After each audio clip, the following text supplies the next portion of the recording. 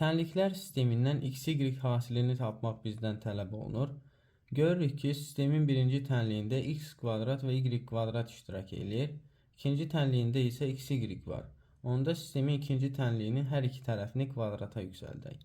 Yəni, x minus y-in kvadratı bərabərdir 1-in kvadratı. Buradan x kvadrat minus 2xy plus y kvadrat bərabərdir 1 almış oluruq.